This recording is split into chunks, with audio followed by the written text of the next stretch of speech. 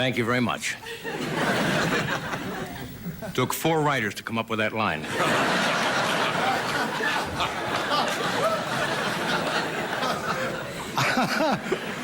I'm glad my writers are back on the job. Otherwise, I wouldn't be able to say, I'm glad my writers are back on the job. You know, if I'd have known the strike was going to go this long, I'd have started another beard. What was it, 2 weeks? 2 weeks. Anyway, I guess that's the good news today. Yeah. The writer's strike is over. The bad news is there'll be new Love Boat episodes.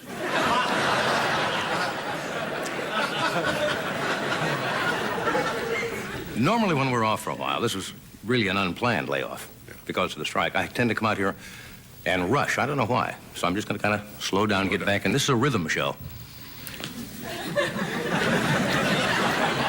See, the writers are strange people. Let's be honest. They're very talented, but bizarre. Different from other unions. They don't have picket signs. They get in their Mercedes with a personalized license plate, drive up in front of the studio, license plate says unfair. The writer's strike affected me personally. I had to ad-lib foreplay last night. I didn't.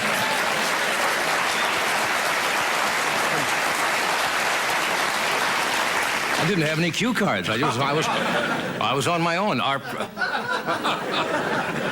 Our executive producer, Mr. Fred DeCordova, loved the strike. He could stand his lunch hour from the usual 5 to 7 hours, so it made no difference. Now, you know, they say that performers have egos, right? We like to pretend we don't, but I found out we do. 2 weeks off, I got so depressed not having any audience. I'd get up in the morning, go out and get a dead fish, throw it on the beach so the seals would come up and clap.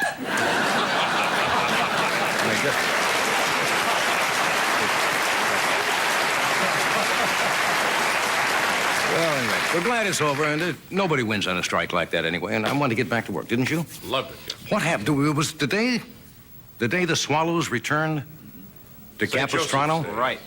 What? St. Joseph's Day. St. Joseph's Day? Yes. Oh.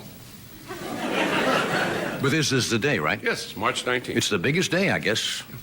Well, I know it is for the Capistrano car wash. I don't know about It's St. Joseph. They come back, I guess, what, once a year? It takes them that long to clean the mission.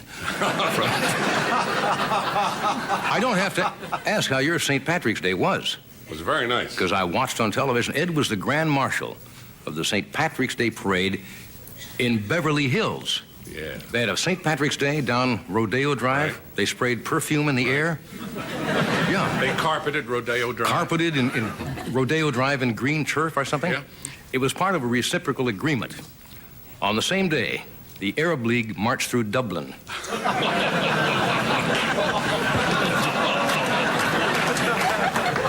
You have to think about that joke for a while. Time's up. You had a good time, didn't you? Yeah. It's good that you had yesterday off. Yes. Because I know you, and you go on St. Patrick's Day. You know, you're Irish, and Ed will drink to anything. Ed once drank to ring around the collar. I don't know about you, when I don't follow what's going on. I get out of tune with world events when I'm off. Yeah. How's Chernenko's cold?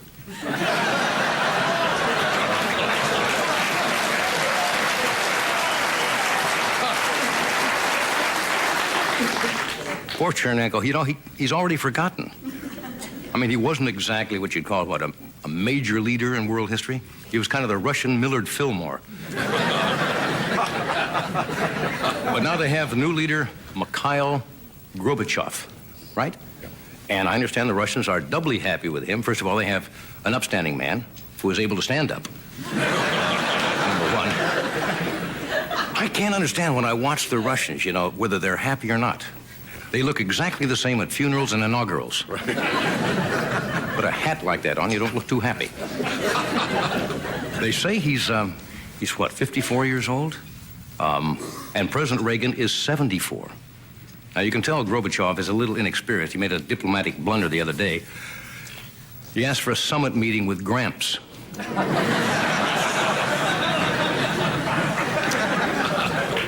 Reagan also met, I think, with Canada's Prime Minister this past week. And Reagan sometimes, I think dozes off because the Prime Minister asked him what was going to be done about acid rain. And Reagan said, "Is that the one starring Prince?"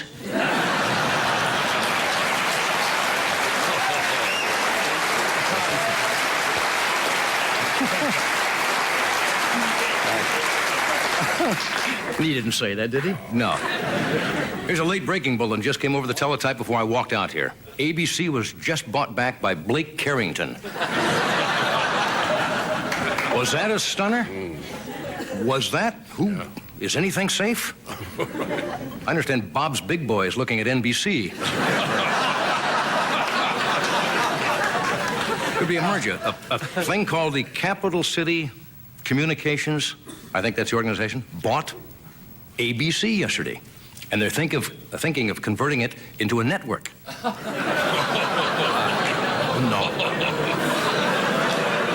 I know that. You're right, that was a cheap shot. You see what a network, if you're in the mood to buy a network, it'll give you an idea how much money they make.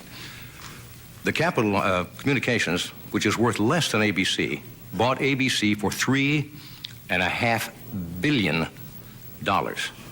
And the stock went up 32 points in one day. It shows you what kind of a year I've had. About 2 weeks ago, I sold my ABC stock and put it all in an Ohio thrift and loan.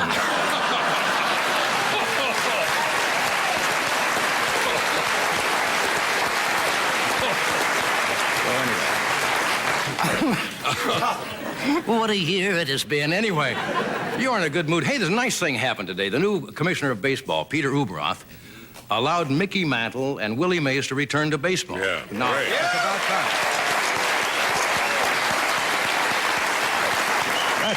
That was a good move. Great ball players like that. Unfortunately, they're not old enough to play for the Angels yet, but soon we're going to get them. Well, come on, something's wrong there. Something is wrong. I mean, the baseball is not too loyal to its heroes. I understand only yesterday, Mrs. Lou Gehrig was allowed to return to Yankee Stadium to pick up her husband's things. Now, that's tough. Anyway, tonight, we got a great show for you tonight. We have a fascinating guy, great actor, a bizarre sense of humor. Charles Grodin is with us. A new comedian who's appeared with us before, Kevin Nealon, is here. An actress who's currently appearing in a show here, I believe, at the Dorothy Chandler Pavilion in Los Angeles called Noises Off. Her name is Linda Thorson. Yeah. She is with us tonight. And a few other things. So thanks for coming, and we'll be...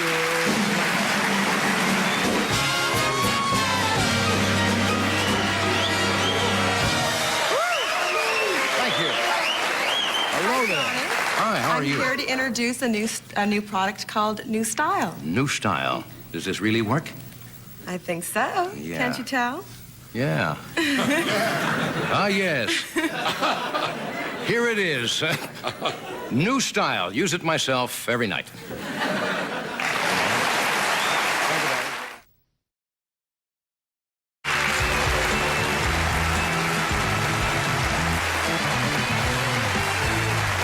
We are back. We are here. Thank you. We have Charles Grodin with us tonight. We have Kevin Nealon and Linda Thorson later. Isn't it nice to be back? It is nice, yeah. We had 1 week where we were actually a vacation week anyway, and then the strike hit. And as most strikes, in the long run, usually nobody wins. And I don't know exactly what it was all about, but if we didn't have the writers in this business, we would... it's over. Would be out pulling lettuce in Barstow somewhere. So I'm glad the guys are back for everybody. I saw you in the St. Patrick's Day Parade. That was great. Grand marshalling it. The first ever. They've never had a parade in Beverly Hills. We've been working on this for a couple of years, and finally, 6 weeks ago, we got the permit from the city fathers. You know how strict they are. Yes. And we have a certain route and so forth. And we put it all together, and it was a big success. And I was so happy. People turned up. I was afraid to be so blasé. They'd say, well, we won't go to the parade. But there's wall-to-wall people. There was something like estimates were from 50 to 100,000 people. Yes, easy. And didn't they squirt Giorgio's or somebody squirt perfume in the air? They did. Isn't that stuff run about $200 an ounce? 200 an ounce, and they squirted it on the air. The carpeting cost $40,000. They had it specially woven with an emblem. Now, where does that beautiful. go? Do they save that for next year? Or? I guess so. I think next year we're going to carpet the whole Rodeo Drive. Sounds like a great It's classy. Did Yeah. you have a Thanksgiving? I was still celebrating Thanksgiving. That's right. Did you have a St. Patrick's Day I did, toast? yes. I had a flag on it, too. Maybe it was a beaker. Following the parade, but then we went back to Jimmy Murphy's. It was a big party. That's what it I was hear. nice, yeah. Okay. Anyways, I talking about the writer's strike. They went against the major motion picture producers and television networks. And last night, the voters. See what happens when you're off for a few days? The demands being made by the Rikers are rather complicated, and most people don't know what they were about. We looked into this. Can you explain that to us? What? Can you explain that to us? That is the premise of this piece of material. Okay. We thought you'd like to hear a few of the demands, I guess, and some of the gains that the writers got. For example, the writers had asked for a paid leave of absence whenever a television network is sold. That they put that in just last night. They want a 10-day vacation every time a Russian leader has a cold. They may be off a lot. Well, not now. No. Writers will receive time and a half whenever a professional baseball player adjusts himself.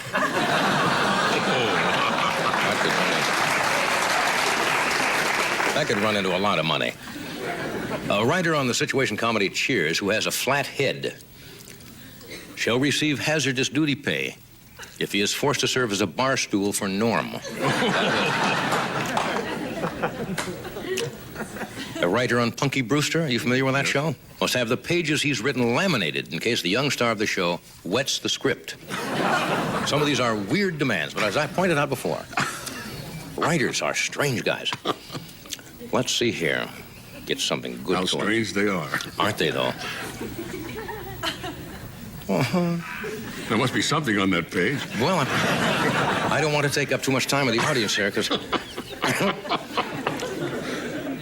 in order to keep her job, no female writer on 60 Minutes shall be required to spend a few minutes with Andy Rooney. You see, aren't you glad I went through these? When working at the Disney studios, a writer with a pair of new shoes shall not be required to walk behind Goofy if he has just eaten a high-fiber lunch.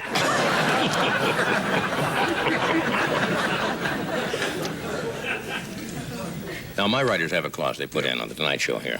If I'm unhappy with a particular joke, I can no longer indicate my displeasure by tying the writer who wrote it to the high-voltage applause sign. Remember, we did that before, and the guys didn't like that. Writers on this show also must be paid with actual dollars.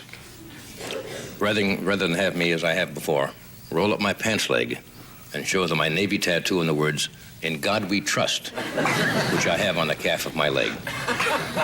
That's the one you chose to finish with, huh? I'm afraid so. See, you also lose your editing skills when you're off for a Look week. back, see if there isn't something on that page. There might have been one that There might be one on there. You lose these, you see. It's like Take a second glance. tennis There might be player, you something take a there. couple of weeks off, you lose your rhythm. Same thing happens in comedy, folks. There might be something there. All right.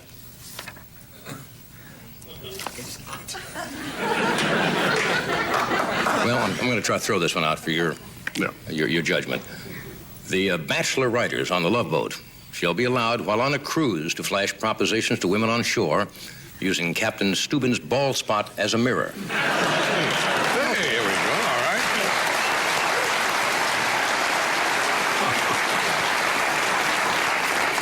Normally, I would have finished with the Andy Rooney one, but lose that. Charles Grodin is backstage pulling himself together, and we'll be out here in just a moment, as we will, and you will, and all of you.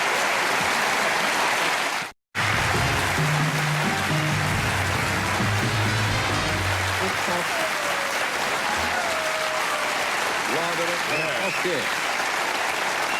My first guest, I'm sure you all know. He's a very talented actor. He's been on many times on this show. And look at the credits on this. He is the writer, the co-producer, and co-star for the soon-to-be-released movie called Shakers and Movers. Shakers and Movers is what it is, folks. Would you welcome Charles Grodin?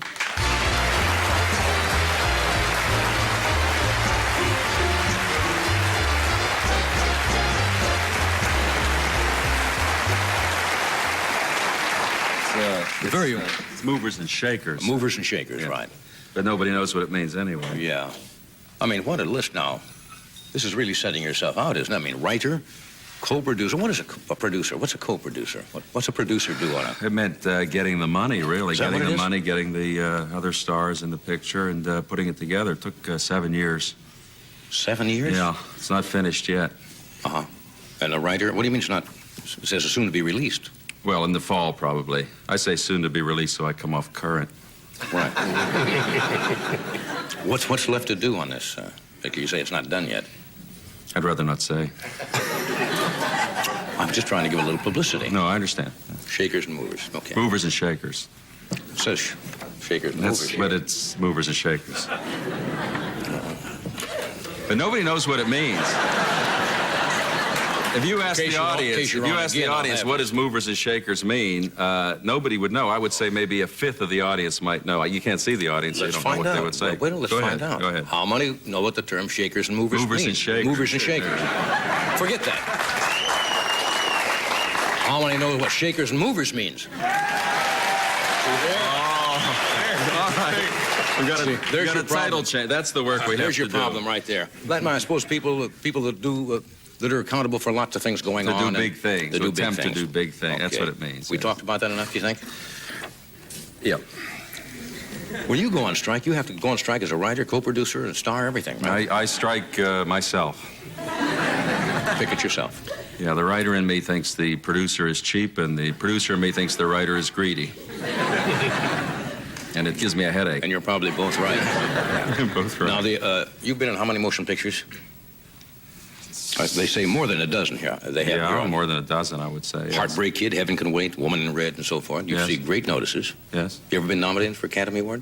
No. Does that bother you as a... No, as an actor, I mean, that's... I didn't mean it to, to get you nervous or something, but...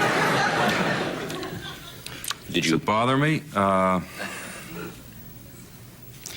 Yeah, I don't want to make enemies with how I answer this, but do you want a truthful I answer? certainly do. All right. I don't think that the members of the Academy regard comedy as importantly as they do drama. I think that most experienced actors will tell you that comedy is much more difficult to do than drama. Most comedy actors could do a dramatic role, but a lesser percentage of dramatic actors could do a comedy role, and yet at no time has a comedy actor really been properly honored by the Academy. I think you're probably right, but there was... They seem to go... They don't seem to like the light fare too much, right? How about Richard Dreyfuss in The Goodbye Girl? Didn't he win an Oscar for that? The Marshall Mason picture was a comedy, if I remember, called The Goodbye Girl. Richard Dreyfuss, the actor, I think won an Oscar for All right, that's true. That's right. That kind of like puts my point aside. Then I think the reason I think the reason that I've never been nominated really then is my initials. My initials. CG. CG, Charles Grodin, CG. Clark Gable has never been nominated. Cary Grant has never been nominated. I think it's an initial issue. Why, you see, I cannot think. Yes, you're probably right. Cary Grant, Clark Gable, anybody else? Christopher Guest, Saturday Night Live. He's only did one picture, but he's never been nominated. So you think there is a reluctance to nominate people with those initials? Yes, I do.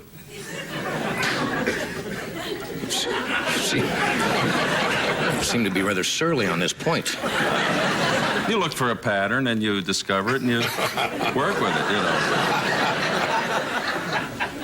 Have they asked you to be on the Academy Awards to be a presenter? Never.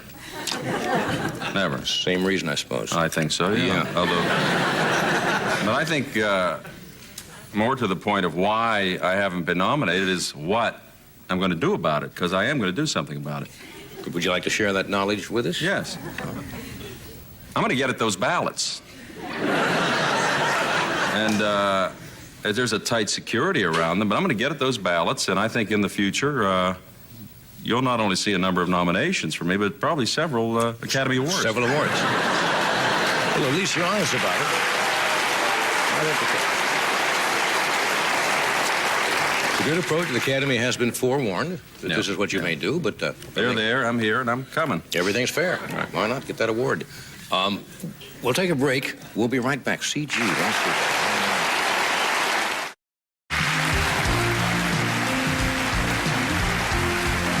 Thank you, Doctor. We are back with Charles Grodin. We have Kevin Nealon and Linda Thorson with us. Now, you've been sitting here from moaning the blues about your lack of nomination for an Academy Award. First Academy, you said didn't like comedy, no comedies. Then you said it's your initials, CG. Right. My staff has given me a little sheet of paper here. Clark Gable, whom you said never was nominated or won, 3 times. Best Actor nominations in 1934. It happened one night. He won it. 1935, nominated for Mutiny on the Bounty. He lost that. Gone with the Wind, he was nominated. In 39, he lost that. Cary Grant, Best Actor nominations, 3 times. Given an honorary award in 69, 1941 for Penny Serenade, he lost. In 44, None But the Lonely Heart, he lost. So that kind of shoots down theory of CG, doesn't it? I don't think it's really fair for your staff to come out here and... It's really like life is not fair, has been said very often. This is a one-on-one I don't have a staff that comes and tells me. That's why you're there and I'm sitting here. I got a staff that does this kind of. It may have something to do with that I'm from Pittsburgh. No actor from Pittsburgh has ever been nominated for Academy Award. I think you could have your staff verified. Well, they're going to get to work on that right away. Before the show ends, we're going to find out. So, first 2 are out the window now. Now it's their anti-Pittsburgh. Well, seems apparent to me. Well, yeah. Well, can we get busy on that to see if any actor from Pittsburgh, they're on it right now. How much longer is the show? Well, just long enough to shoot this one down, too, if there is. Now, you're from Pittsburgh, right? Yeah. Did you realize that Pittsburgh last week was voted, I guess, by Rand McNally? Gene Kelly is from Pittsburgh. Gene Kelly.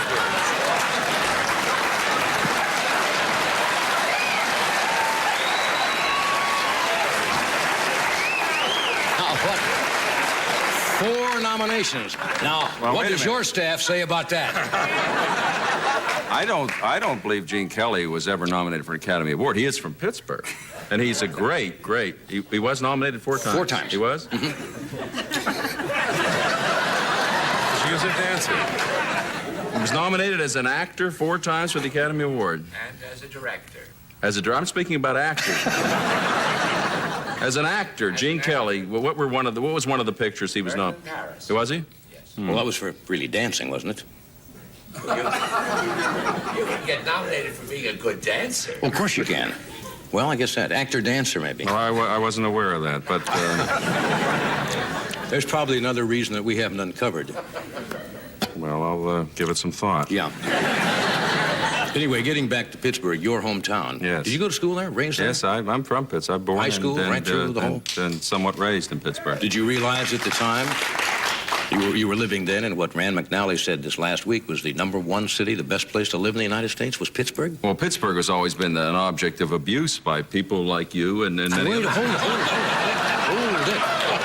I already got Buffalo, New York on my neck. I got to do a make good for Buffalo. But That's coming up, Buffalo, by the many way. people have thrown Stuckers at Pittsburgh for my whole life. Why is that? Well, because during the war, we supplied most of the power to win the war.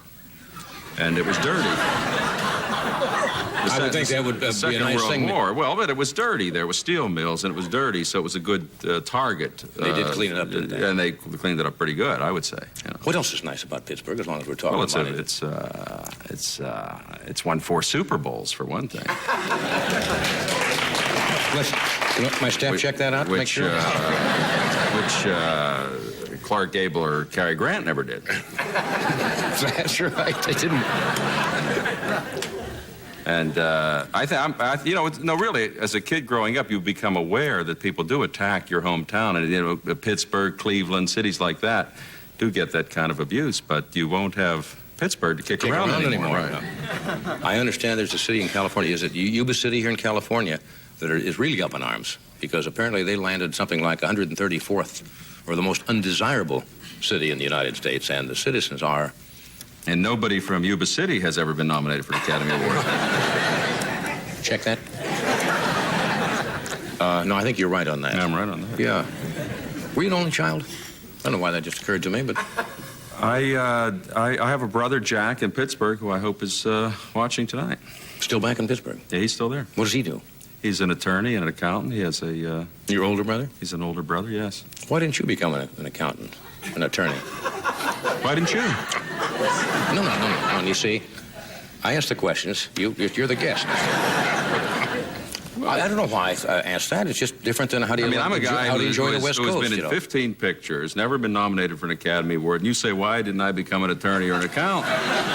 So naturally, I'm going to say, why didn't you? I'm a normal human defensive being, you know. Of course. Well, I didn't mean to put you on the defensive. No, I understand. I'm sure you did. Sometimes an older brother or a younger brother will follow in that career. Yeah. Was your father an attorney? No. No, he was in another business that... I went into show business because of a movie, Place in the Sun, with Montgomery Clifton and Elizabeth Taylor. You were in that picture? No, I saw that picture. Oh. I saw it too. In fact, Warren Beatty... We have more in common than we think. We both saw that picture. Warren Beatty... Did you see that picture? I saw that We've all picture. seen that All picture. three of us. Well, Warren Beatty and Mike Nichols both went into show business because of that picture. Because in that picture, Montgomery Clift is a poor boy, is hitchhiking, and Elizabeth Taylor, a young, beautiful Elizabeth Taylor, drives by in a white Cadillac convertible, and she stops him. No, she drives by, and later on he meets her, and they fall in love, and then he goes to the electric chair. But that's, that's something else. Probably worth it. But as a kid from Pittsburgh, you think that's what you want to do. You want a girl in a white convertible that looks like Elizabeth Taylor. So I went into the movies. That's pretty good. Did it work out that way? That's why I did it, yeah. That's interesting. It's interesting. Is it? Did your brother didn't see that picture? No, he hadn't seen it. You got to tie these things together. I mean, if your brother had seen that picture before, he could have been a movie actor today, and you could have been an attorney. And sitting right here defending himself. That's right. We'll take a break, and we're going to be right back and pull this all together.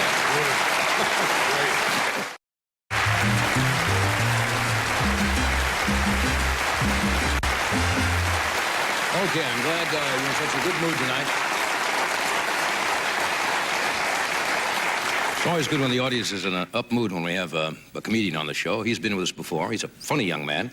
And he'll be at the new improvisation in San Diego tomorrow through Sunday, and at Cobb's in San Francisco the 27th of March through the 31st. With you, welcome, please, Kevin Nealon. Kevin?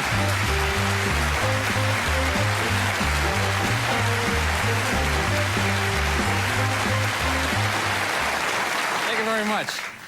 Well, can you believe this is the last day of winter? That's right. Spring officially arrives tomorrow. And I don't know about anybody else, but I'm going to miss it, I really am, because I like cold weather. I really do. At night, I like to sleep with my windows open with a lot of blankets. That's cozy. I like to do that, And in the summertime, I like to turn the air conditioner up full blast, open up the windows, and sleep out in the backyard. I like to do that. I like the winter, I like snow. Guess what? I tried skiing cross country this year. That's a tough sport. Here's a little tip if you're going to try it. Start off with a small country. Okay? Go the width, not the length. Chile. Chile's a good beginner's country. That's only about that wide.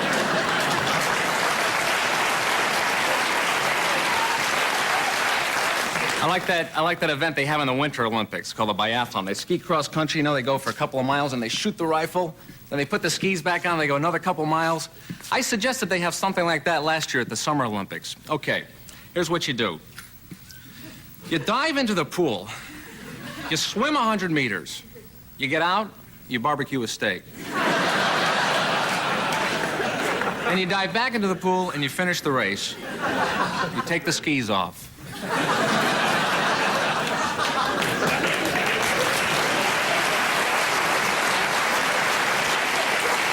I've been real busy this time of the year. I really have. Guess what I did? I filled out my own income tax returns this year. I really did. Thanks. Thank you. I should have started doing this a long time ago. I think I did it right. I got back $623,000. I told him, I said, send me the simplest form you have. I'm going to do it myself this year. So I got this form in the mail. It came with a box of crayons. Now, here's how it works. On their form, they draw a stack of money. All you got to do is color in about how much you think you should get back. Now, it sounds easy, but be careful, because, you know, if you go outside the line, you don't get any money back. You've got to take your time. I've been splurging with that money, too. I had lobster today. For the first time in my life, I had lobster. I liked it. It was pretty good. A little crunchy, but not too bad, yeah. When I was about 15 years old, my next-door neighbor gave me a live lobster. He was a great guy, real generous. Funny-looking guy. He wore a toupee. Nice one, though. You couldn't even tell it was a toupee on the guy. Except for that little elastic band running under his chin. You know. He gave me a live lobster. I was home alone at the time. I was about 15 years old. I put it in the refrigerator. I didn't know how to cook it. And he was in the refrigerator for a couple of days, you know. The refrigerator became a home for him after a while.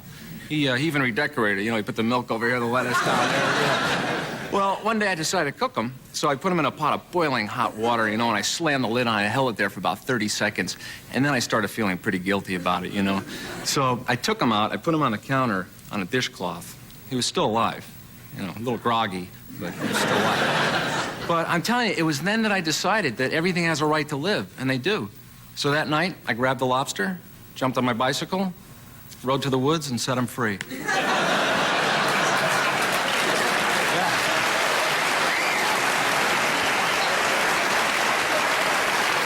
You do some crazy things when you're a kid, you know? Remember when, I like listening to people reminisce, you know? It's not even what they say, it's those two little words. They go, remember when, you know? It always comes out that way, no matter how tough the guy is, you know, that tone of voice. Hey, Mac, I was just thinking about the time I worked in that steel mill. Remember when we beat the hell out of that sucker? But remember when you were a kid? Remember when you throw something up in the air, just playing around with it, just fooling around, and not know there's one of those overhead fans?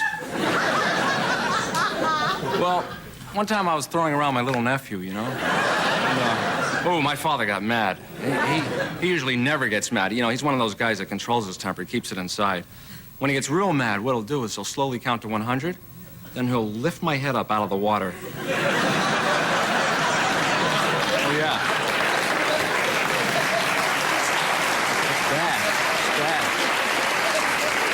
I grew up in a large family, you know. We had a lot of kids. In fact, I remember one time my father got laid off from work, and, you know, he had to let two of us go, which wasn't bad for me, but my brother, he had been with the family for about 15 years. You know. Remember when you were a kid and you had a scab on your knee, and your mother would say, hey, don't play with that. And you'd say, I'm not playing with it, I'm picking it.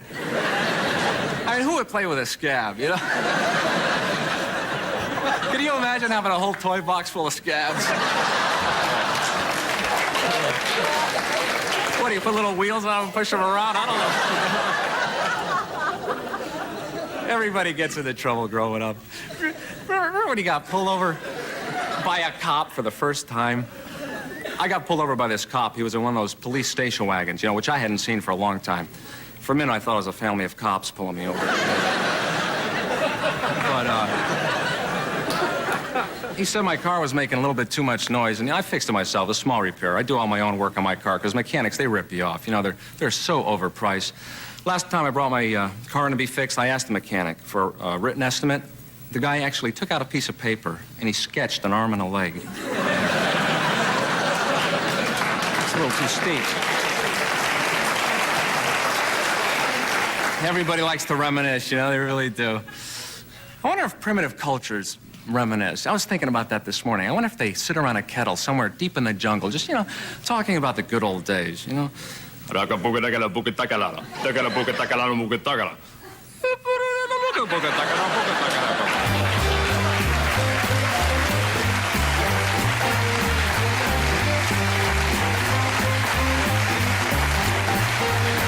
We'll be right back.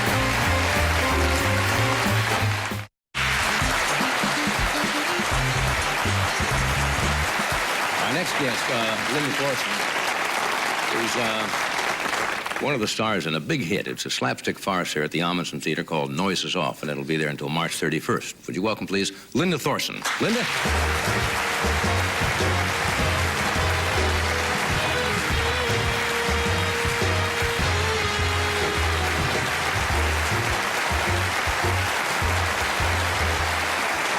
Nice to meet you. You have another grueling night ahead of you, don't you? Yes. We had Dorothy Loudon on here a couple of weeks ago. I know, she's wonderful. She took Yeah. the place by storm. Yeah, she really did. Noise Is Off is I've got to get in before you close. 'Cause Yes, I hear yes, you it gotta is go a- see it. It's a doozy. It's a Yeah. regular old slapstick play within a play, behind the scenes. Yeah. How do you handle that night after night so physically? Well, it's really quite, it's a difficult thing to do, but what it does is it gets into your muscles eventually, you know? Yeah. I mean, you're a very fit person. They only hired me because I ran 15 miles a day. I'm sure that's why they did it. But then eventually, I got to the point in the show where I got pregnant. That's what somebody said. Now, Yes, that's what and so what I that was kind of an getting to. interesting thing to handle, being pregnant and not letting anyone know, and doing this show where you had to run all over the place. And, How along are you, as they used to say on television, How in a far family along are way? you? Know, they used to say that on well- television. You couldn't say pregnant? Oh, you couldn't say that word? Not for a number of years. Oh, okay. Well, it's a sort of funny thing because I always thought that once you're pregnant, people really know that you do it, you know? I mean, it is. It's kind of weird. I mean, even at my age, you kind of have that idea that people actually know, well, she actually does go all the way. And obviously you did. Obviously I So are did. you 2 or 3 months? Something No, like actually, I'm 7.5 months pregnant at the moment. And you're still in Yes, this? Yes, I have actually just had to leave the show. I've just been forced to leave the show. But it was a funny situation because for the first 6 months of the show, I lost 15 pounds. And then during the next ensuing 6 months, I gained 15 pounds. And the, you know, the cast all started to kind of look at me. And I used to run off and throw up into the fire bucket and come back on. And for a couple of nights, that passed as flu. And you then could get as away it with went it. on week after week, I actually got away with it till the day before Christmas. And my costume is, it was kind of like a nice length with a little waist. And as I got a little plumper and plumper, I got it shorter and shorter, and I would blouse it more and more and more. And so eventually, the day before Christmas, the curtain came down, and the stage manager came up to me, and she said, I have to ask you this, Linda, are you having a baby? And I said, yes, I am. And she said, I said, why do you ask? And she said, well, if that skirt had gotten any shorter, the producers were going to have a baby. But you know, they say now that most women can exercise really right up almost to Oh, the it's day wonderful. of I go pregnancy. to Jane Fonda. I'm going to miss that when I go back to New York because I go to the prenatal and to all the stretch classes, and there are all sorts of other actresses there, and they're, you know, I mean, there's no reason to stop. You're not sick. No, they say it's very good for you. Yeah, Good it's for the baby. wonderful. You have an English accent, but you're from Toronto, aren't you? I'm from Toronto. Do you notice that I have an English accent? Yes. It is a great city. I agree. Yeah. Well, I went to England when I was 16, and I went over there to train, and because I always thought that was a great place to do classical theater. And when I arrived, they referred to me as Donald Duck. This was what people think of a Canadian accent in England, that we sound like Donald Duck. So I went to school there, and I got rid of my accent as quickly as possible. And I remember the first time my mother phoned me. And she came through, the operator put the call through, and I said, Mummy, hello, it's super to talk to you.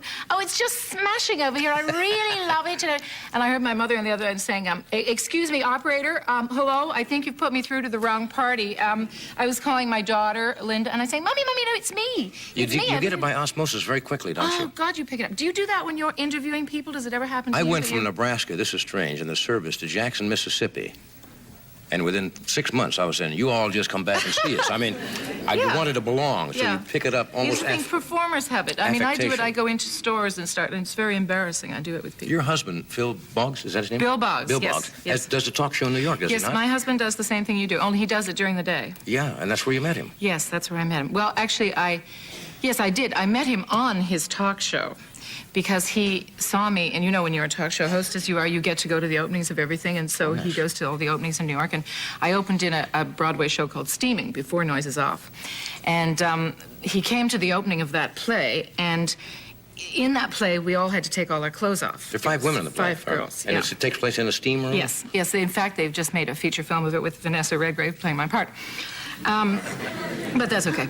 And so he saw me, and then he called up and booked me on his show the very next day. It swore that he had never done that before, actually. Sure. Had someone on his show just so that he could meet them. Of course. And so I went on his show, and subsequently we went out, and I was at a great disadvantage on the first date with this man because he had seen me with nothing on, and I mean, you know, you're sitting talking. Usually, there's all that to go, you know. So. Yeah. You work up to that. You work up to it. You don't yeah. start with it. No. Yeah. So we evened that up as quickly as possible. Did you really? Well, I thought it was only fair. Good for you. Good move. What? So, How do you play that when you're now? It's on Broadway. Yeah. You weren't actually a cappella. I mean, nude. Yeah. Were you? Yeah. Were you kidding? Yeah, we were. We had absolutely nothing on for quite a lot of this play. The play started in England, and It the would. girls. They're racier in England, aren't they? Well, the girls did not take off their clothes as much as when we got a lot of the Broadway producers into the show. Mm-hmm. It really was more realistic because you are in a steam bath, so you don't have your clothes on. And I remember calling my father and telling him that I was doing this play, and he said, "Well, what's it about?" And I told him. And then the next Sunday, I call him every Sunday. I called him and I told him a little more, and I worked up to the fact that he was going to come to the opening night. You hadn't told him And, exactly no. how you and were that dressed. he was going to see me as he had not seen me since I'd been 7 years old. And that's a very, very terrifying thing. I mean, just if you had to do this show naked, you would be fine now behind the desk, Yes. but during the monologue. We'll be right back.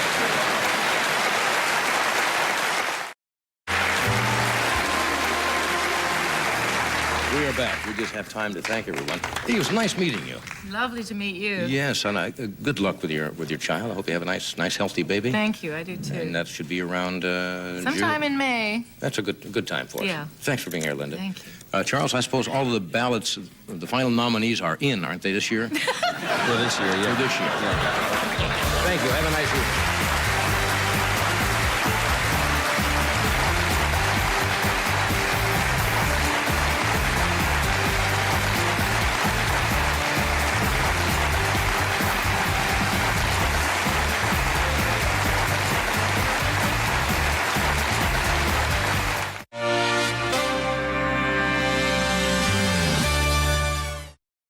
I'm humbled by that applause.